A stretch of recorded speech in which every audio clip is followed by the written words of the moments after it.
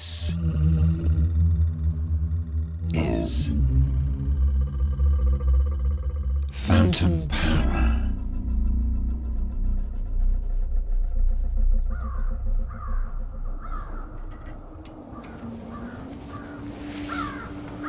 Soundscape is any collection of sounds, almost like a painting is a collection of visual attractions. I think when you listen carefully to the soundscape, it becomes quite miraculous when you listen carefully and marvel.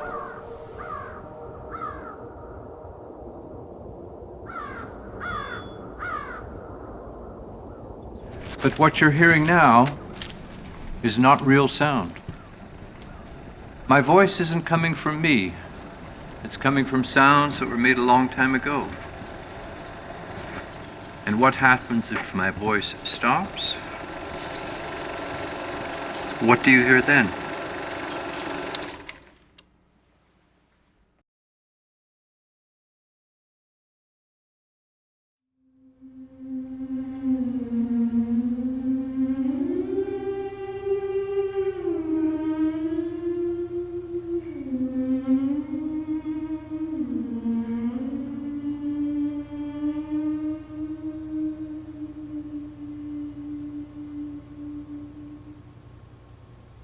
Welcome to another episode of Phantom Power, a monthly exploration of sound in the arts and humanities. I'm Mac Haygood. It's been a few weeks now, but I think a lot of us in the sound community are still processing the news that R. Murray Schafer passed away on August 14th, 2021, after a decade-long struggle with dementia. If you don't know that name, but you're someone who works with sound, or enjoys sound art, or experimental music, or you've just thrown around the word soundscape, you've probably engaged with the intellectual legacy of R. Murray Schafer. Schafer was Canada's most influential avant-garde composer. He was someone who was deeply interested in the notion of a distinctly Canadian art music and theatrical performance art. But as a thinker, writer, and project manager, he had a truly global impact. He was the founding father, I don't know a better way to put it, of Acoustic Ecology, the founder of the World Soundscape Project, and the author of the classic book, Soundscape, Our Sonic Environment and the Tuning of the World. Musicologist Will Robin penned the New York Times obituary for Schafer, and the headline called Schafer, "A composer who heard nature's music." He brought a musician's ear to the field of ecology, and he brought an ecological perspective to music. And he bequeathed us a generative vocabulary for talking about and thinking about sound.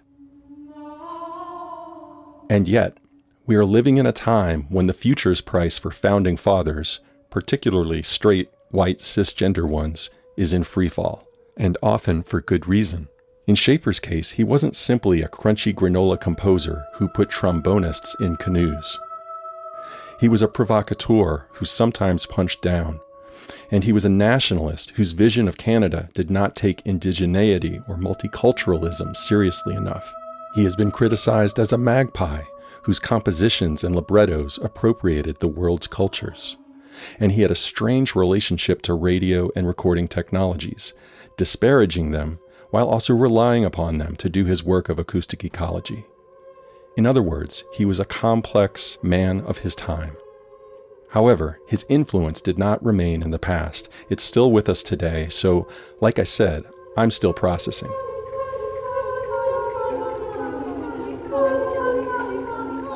So to help me and all of us process the legacy of R. Murray Schafer, we present a two-part series.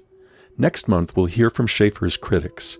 But first, I wanted to understand the man and his contributions to music and sound. I spoke with three guests: ethnomusicologist and flutist Ellen Waterman, sound artist and president of the World Forum for Acoustic Ecology, Eric Leonardson, and soundscape composer and acoustic ecologist Hildegard Westerkamp.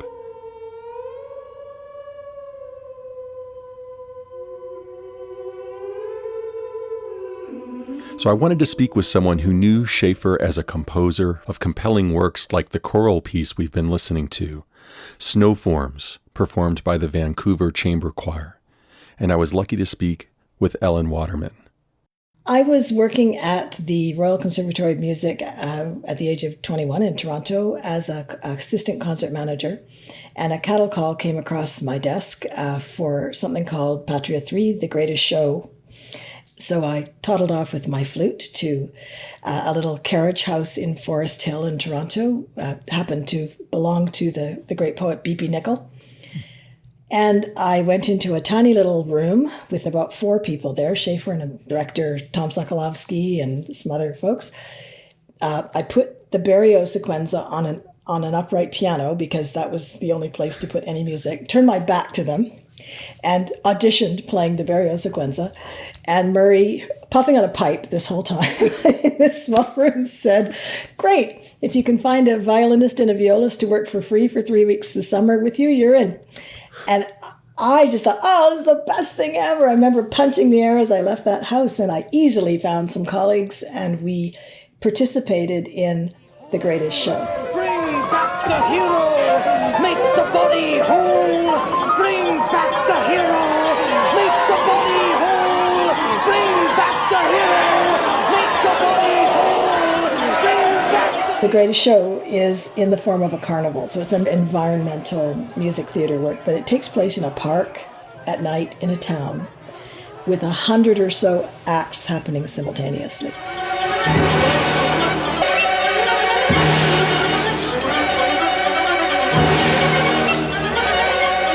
So in 1988, 21-year-old Ellen Waterman first got to know Schafer not only as a composer, but also as the impresario of this huge, immersive carnival piece, The Greatest Show.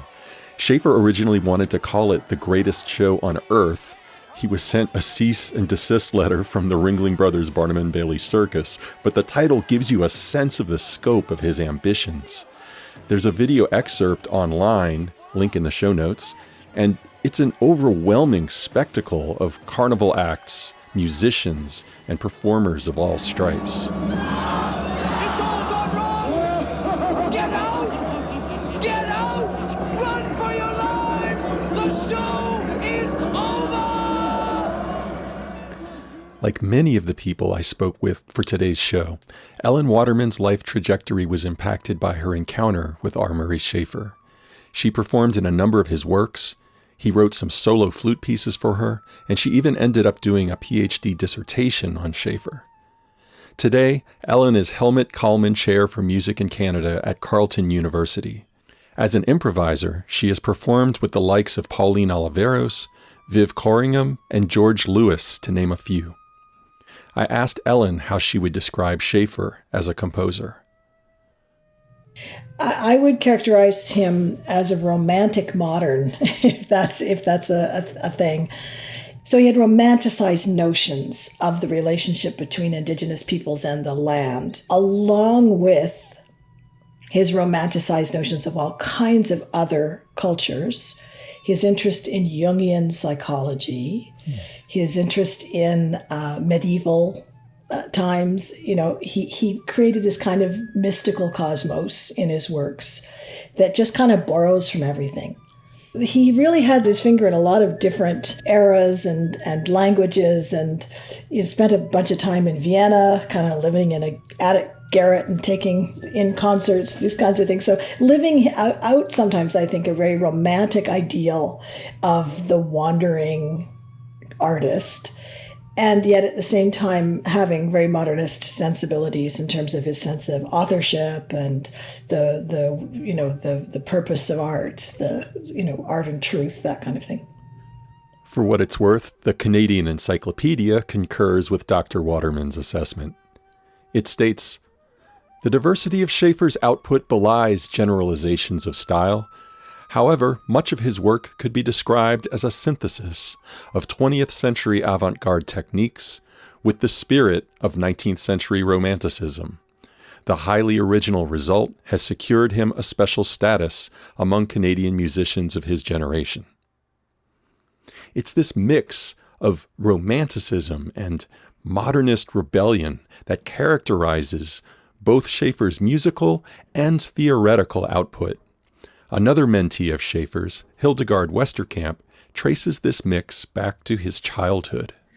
I just know that he had a pretty difficult childhood in terms of being bullied, and his, born with one eye not working, and he got a glass eye very early on when he was still in elementary school. He wanted to be an artist, a painter, and he was discouraged from that because of that. There were elements of, him never being able to cope in school and becoming a rebel, and he couldn't cope with the system, or the system couldn't cope with him. And so no wonder he became outspoken.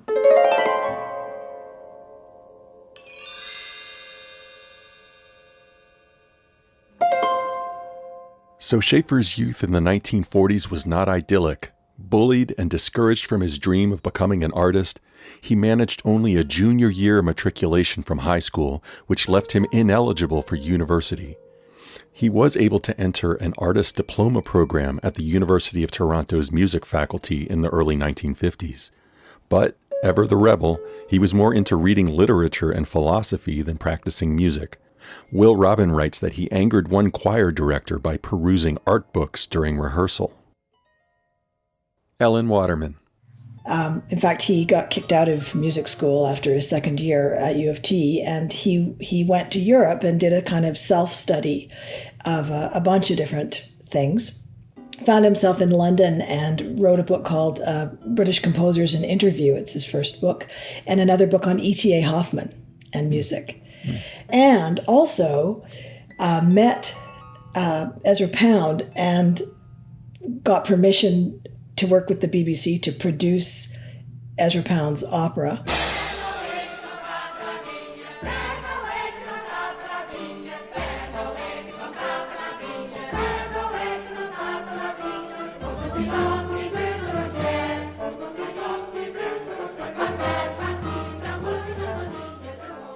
Hildegard Westerkamp. I mean, he was just a creative person on absolutely every level, right? And he never stopped. He was relentless.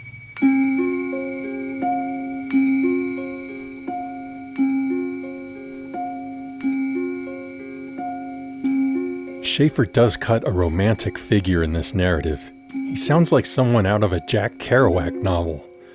Rebelling against the conservatory, working as a deckhand on an oil tanker, sailing to Europe and wandering the continent, writing books, meeting Ezra Pound, following only his muse without regard for the system.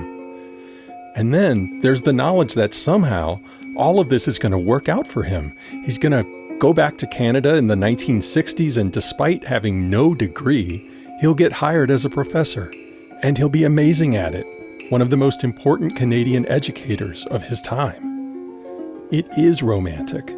It's easy to feel like, man, if you just had grit and talent back then, there was so much space to roam. You could be the kind of hero that Schafer liked to portray in his work.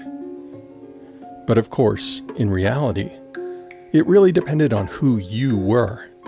All that space to roam in North America was colonized space, space taken away from indigenous people. And if you were a white man, there was all that room to be a rebel and yet still get work in radio with the BBC and get a professorship, in large part because women and people of color were generally kept out of those spaces. And I don't mean to raise these issues in order to denigrate Schafer or his genius, but we need to keep these factors in mind because they shaped the space in which his genius unfolded. And these factors helped shape his own spatial conception of the soundscape. Which brings us to Schafer's return to Canada in the mid-1960s. Alan Waterman says it's at this moment that he starts building the projects that we know him best for. He develops three distinct but interrelated types of project.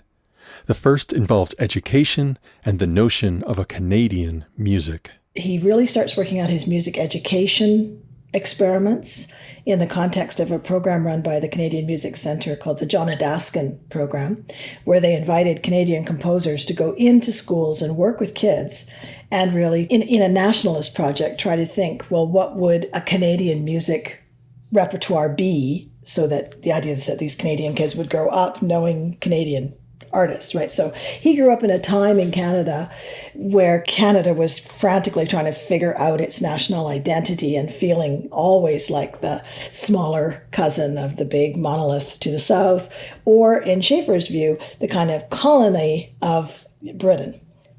And his strong view is that Canadian music needed to break free from what he saw as its position as a colonial entity. Yeah, all this reads very differently in contemporary Canadian culture, where colonization means white Canadian settlers, colonizing Indigenous people. So you really have to be careful about what era you're talking about. The second project is the one we sound nerds know Schafer best for. 1965, he starts working at Simon Fraser University, and in their brand new communications department, brand new university, and starts developing all this stuff on sound and noise, out of which comes the World Soundscape Project and Acoustic Ecology eventually. And it's at the same time that he writes his first multimedia, experimental music opera kind of composition called Loving. All three of Schafer's projects were, at heart, sonic spatial projects. The first asked, what kinds of music can characterize and unite the social space of a nation? The second asked, what kinds of sounds characterize a physical space, and what do those sounds tell us about our relation to environment? And the third explored how to create a multisensory musical art that would bring the social and the spatial into sublime contact with one another, often beyond the walls of the auditorium.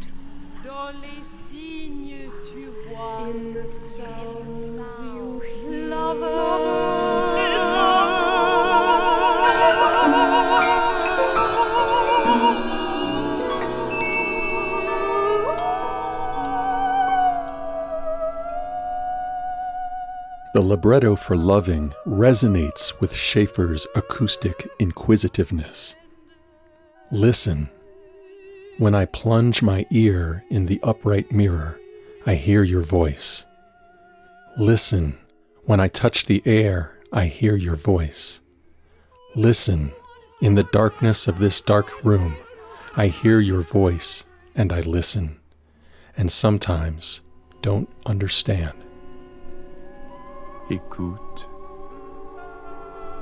Quand je plonge mon oreille sous le miroir de l'eau, j'entends ta voix.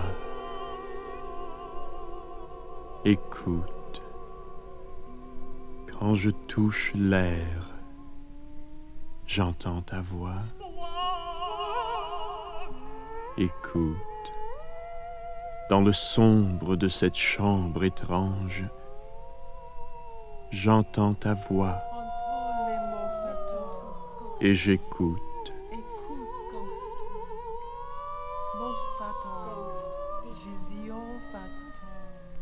Et quelquefois ne comprends pas. Let's take a quick break, and when we come back, we'll examine the contributions of acoustic ecology. Hello, Phantom Power listeners. This is Amy Sherseth, one of the podcast's core producers. We always appreciate when listeners share our show on Facebook and Twitter. So I wanted to give a special shout out to Andrew and Dan, who got in touch with us about our Yoko Ono episode after years removed from making music together in high school marching band. So if you like the show, help us grow it by tweeting us and reviewing us. After all, social media can be serendipitous. You never know what memories sounds can trigger.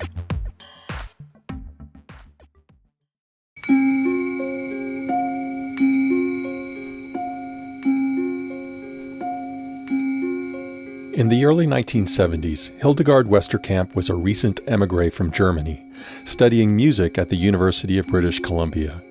She enjoyed attending a series of noon-hour concerts and lectures at UBC, but she had no inkling that one of those lectures would completely change her life. The lecture was by a composer she had never heard of from Simon Fraser University. But he wasn't just talking about music. And that lecture was for its time, remarkable. It was a little bit, in the spirit of the 70s and 60s, in the spirit of John Cage. It was unusual. He was not just standing behind a podium speaking. He had 3 or 4 music stands on the stage, and each of the music stands represented a theme. There was a theme of Persia, his travels in the Middle East. There was a theme of noise. I think there was a stand where he talked about silence and also music. I don't actually remember exactly. But the other thing that was significant that made you listen up was that he had stationed my future colleagues in the audience, and they interrupted him. They asked questions like, what was the first sound you heard today? How many birds have you heard? How many airplanes have you heard? And there were maybe 4 or 5 of those kinds of interruptions. Of course, they were completely planned and composed. It was a composed lecture. But the way he spoke just made you listen up. The speaker, of course, was R. Murray Schafer, and those future colleagues would soon be her associates at the World Soundscape Project. Hildegard says the impact of that lecture was immediate. I came out of that lecture literally with my ears popped open, and they have never closed again since then. It was such a clear experience. I came out of the recital hall, I walked out of the building, and I heard the whole world. And it was just this delight that I felt, just noticing everything.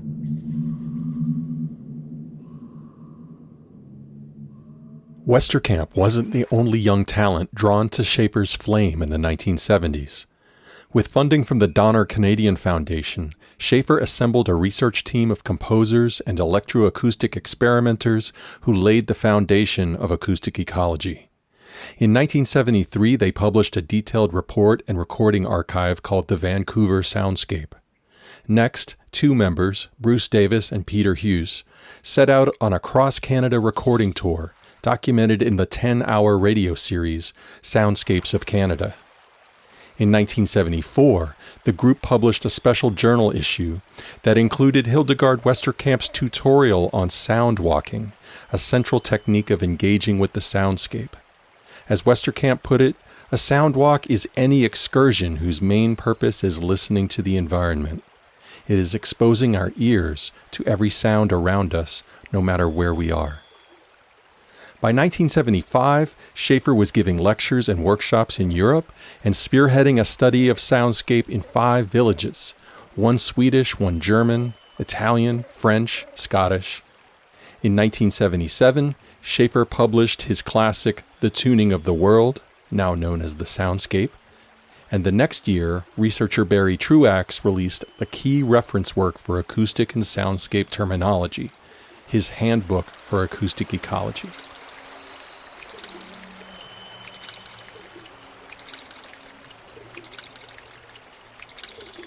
Meanwhile, Truax and Westerkamp were increasingly interested in doing more with recording technologies than faithfully documenting the soundscape. Doing what Truax called soundscape composition, they began editing and processing environmental sounds in an aesthetic exploration of our relationship to sonic space. And they would become renowned for pieces like the one we're listening to now, Westerkamp's Beneath the Forest Floor from 1992.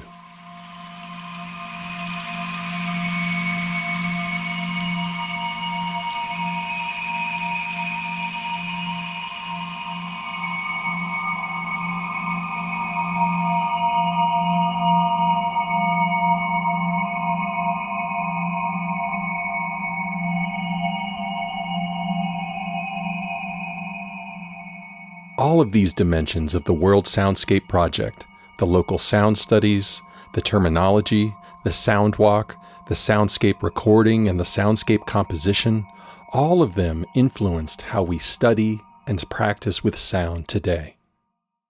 Eric Leonardson is an audio artist, a professor at the School of the Art Institute of Chicago, and the president of the World Forum for Acoustic Ecology. I asked him to explain Schafer's impact. He wasn't the first to use the term soundscape, but he certainly was the one who unpacked what it could mean. And the meaning of that term, I think, is really crucial to understand. We often hear it said that a soundscape are all the sounds that are around us at any time, wherever we are, which is fine, but there was a little bit more that seems to get left out of that kind of definition. The soundscape is not just all these sounds, but also it's your perception of them. Even a musical construction can be a soundscape. But if you leave out that part, the subjective aspect of your experience in that soundscape, you don't have a full understanding yet. So you are a part of that soundscape as much as the sounds that you consider exterior to yourself.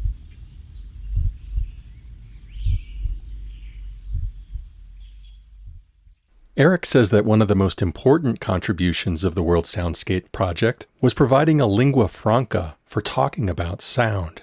So you had musical terminology, you had engineering terminology, and then you had the field of psychoacoustics.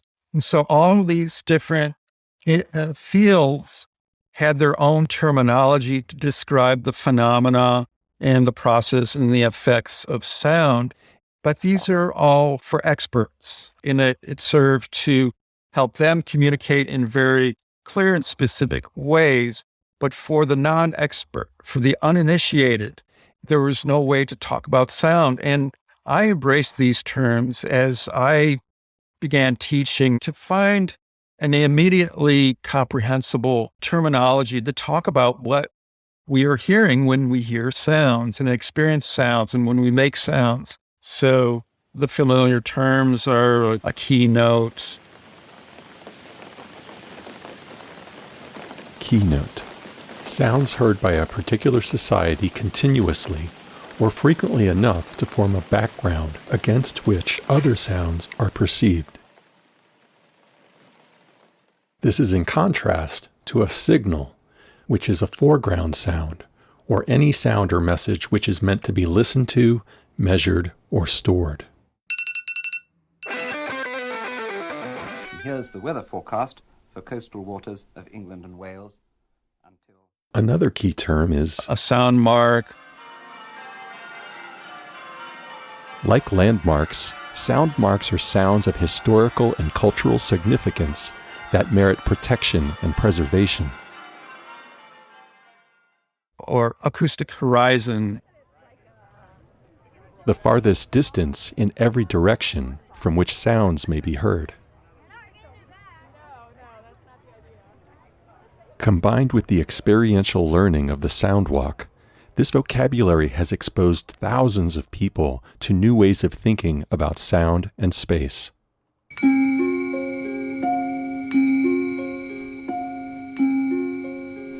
So acoustic ecology has a strong pedagogical, public-facing component, but it also has specialists of its own.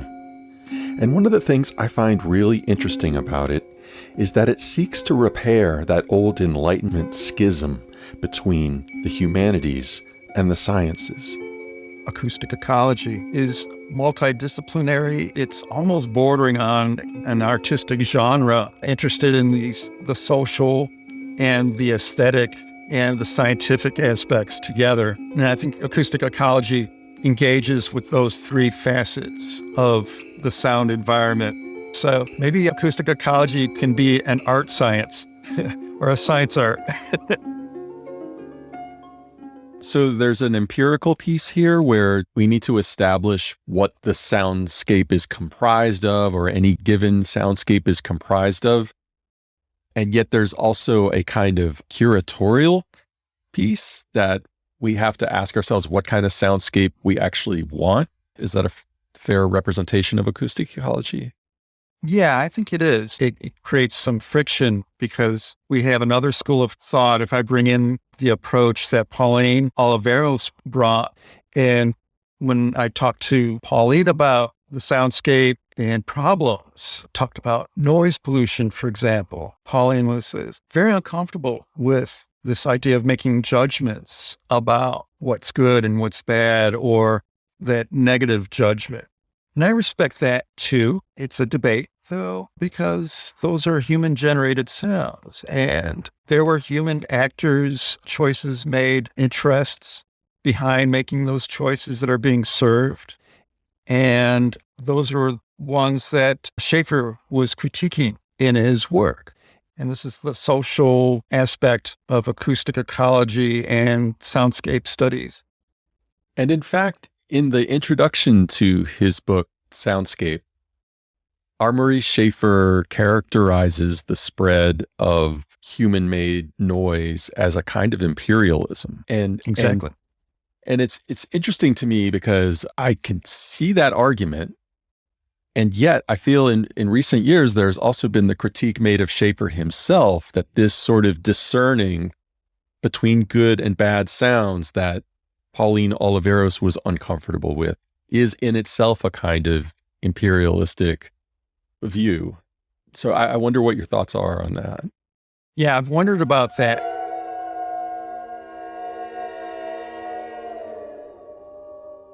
This is the moment in our exploration where, if we're really going to understand the legacy of R. Murray Schafer, we need to pivot and examine the criticisms of him. Personally, I've experienced Schafer as a bit of a conundrum from the moment I cracked open his book, The Soundscape, and read the first page of the introduction. He immediately begins with an epic rant against what he calls these new sounds. Here are a few quotes from the first paragraph. He warns against the dangers of an indiscriminate and imperialistic spread of more and larger sounds into every corner of man's life. He writes, "It would seem that the world's soundscape has reached an apex of vulgarity in our time, and many experts have predicted universal deafness as the ultimate consequence, unless the problem can be brought quickly under control." Wait, what?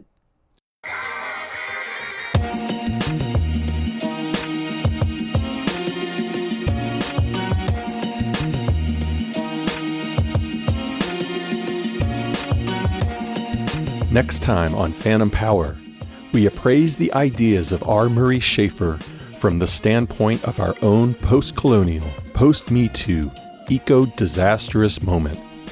We'll hear from two of Schafer's sharpest critics, Mitchell Akiyama and Jonathan Sterne, and we'll hear again from Schafer's associates about current trends that Schafer anticipated, as well as works and ideas that really haven't aged so well.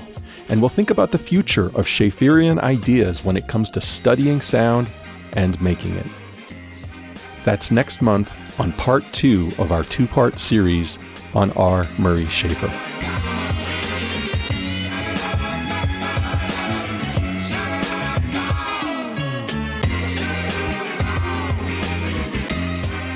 And that's it for this episode of Phantom Power. Big thanks to Ellen Waterman, Hildegard Westerkamp, and Eric Leonardson. What a pleasure to talk to these folks. Almost all of the incredible music you heard today was by R. Murray Schafer, including a flute performance by Ellen Waterman. We also heard Beneath the Forest Floor by Hildegard Westerkamp, and we opened the show with a clip from David New's delightful short film on Schafer entitled Listen. You can find links to that music and those people, transcripts, and more at phantompod.org. You can also subscribe to our show there or wherever you get your podcasts. If you enjoyed this episode, please use the share button in your podcast app and send it to a friend. Today's episode was written, produced, and edited by me, Mac Haygood, with additional editing by Ravi Krishnaswamy. Phantom Power's production team includes Craig Ely, Ravi Krishnaswamy, and Amy Sherseth. Additional thanks go to Elizabeth Hodges for her expert translation of the French libretto for Loving, and big thanks to Craig Ely for his dramatic turn as R. Murray Schafer. Oh, and our outro music today is by Blue the Fifth. See you next time. Bye.